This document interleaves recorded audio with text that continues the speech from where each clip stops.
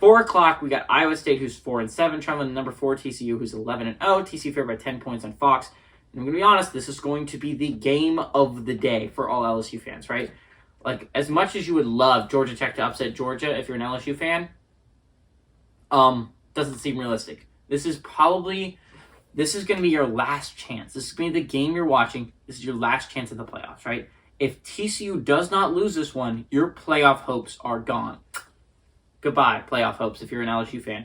You desperately, desperately need Iowa State to upset TCU here. And then you need TCU to lose the Big 12 championship. Do you know why you need them to do that?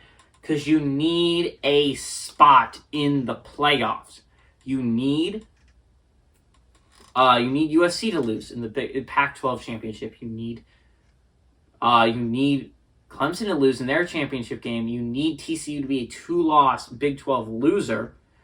And you need to obviously beat Georgia. That's going to be a huge ask, but it is possible. And if you do all those things, if you're LSU, you do all those things happen, you have a shot, right? You're probably in, I would say.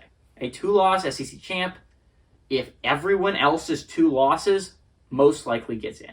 Now, probably Michigan, Ohio State both get ahead of you. Georgia gets in ahead of you. You would be the 4 seed, but you would be a seed, which is the most important thing if you're a LSU fan right now. Hunter Deckers for Iowa State has gone 290 of 433, thrown for 2,938 yards, 18 touchdowns, 13 interceptions.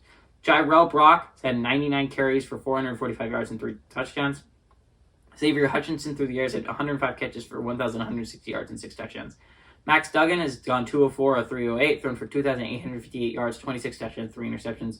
Kendra Miller on the ground has had 184 carries for 1,188 yards, 14 touchdowns. And Quentin Johnston has had 49 catches for 764 yards and 5 touchdowns. TCU leads the series all time, 8-5. Last 3 games have gone to Iowa State, though, ranging from 2018 to 2021. 2018 was the last time they won at home.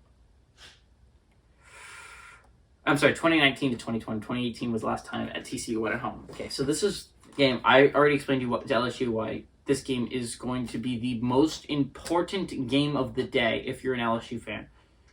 If you're a TCU fan, this is obviously the most important game of the day. Obviously, you're going to be watching Georgia Tech, Georgia. You're going to be watching Michigan, Ohio State, because Michigan, Ohio State's a fun game, and Georgia Tech, Georgia. If Georgia Tech pulls off that massive upset, it would be huge for your not only playoff chances, but your seeding, right? Because right now, if you're a TCU fan, you'd like to not be the 4 seed, right? You'd like to move up on that resume, which if you win out, you're probably the 3 seed, I would say.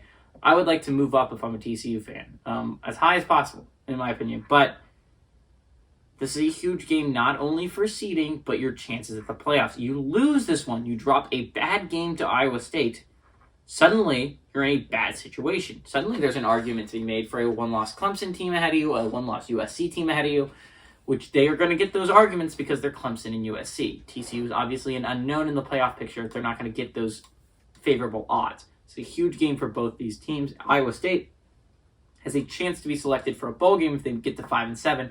There is likely to be a shortage of bowl-eligible teams this year, which means 5 and 7 teams might end up making the playoffs, which would be huge for Iowa State if they could pull off an upset like this.